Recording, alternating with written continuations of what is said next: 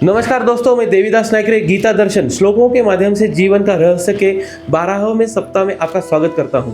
आज हम श्रीमद् भगवद गीता के 16वें अध्याय का 21वें श्लोक में से सीखने वाले हैं, लोभ और लालच पर नियंत्रण। श्लोक।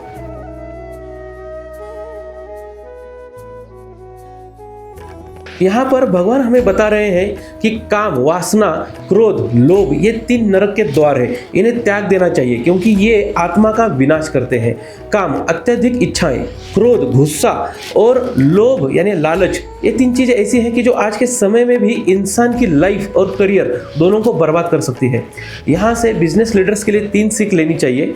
पहली, ग्रेसफुल ग्रोथ पर ध्यान दें। लालच कभी खत्म नहीं होता, दीर्घकालीन स्थिरता बेहतर है। शॉर्टकट नहीं, स्मार्ट ग्रोथ चुनो। लालच हार की शुरुआत है। दूसरा, क्रोध में निर्णय नहीं, क्रोध से बना निर्णय भविष्य में महंगा पड़ सकता है। हमें यह समझना होगा कि गुस्से में लिए गए हर फैसला अक्सर बिना सोच विचार करे होते हैं, जो बाद में नुकसान कर जाते हैं, चाहे वो रिलेशनशिप में हो, बिजनेस में हो या फिर कोई बड़ा निर्णय हो। तीसरा, सेवा भावना रखें। सिर्फ पैसा नहीं, मूल्य निर्माण में भी प्राथमिकता हो।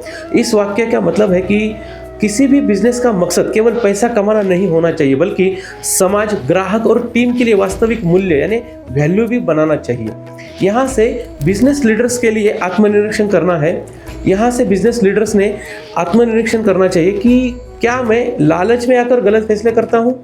मेरी प्रतिक्रिया क्रोध से होती है या संयम में? क्या मेरा उद्देश्य केवल लाभ है या लोगों की सेवा भी? इस हफ्ते के लिए आपके लिए एक्शन प्लान रहेंगे।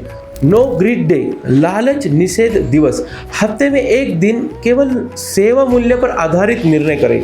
जब भी कोई बड़ी डील सामने आए तो एक पल ठहरो और खुद से पूछो कि क्या ये निर्णय सिर्फ पैसे के लिए है या मेरे सिद्धांतों, मेरे विजन और मेरी सच्चाई के साथ भी जुड़ा है।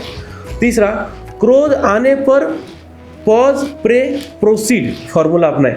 आज की दुनिया में जहां सब कुछ फास्ट है, फूड से लेकर फैसले तक, वहां ये फॉर्मूला आपको स्थिरता, स्पष्टता और संतुलन देता है।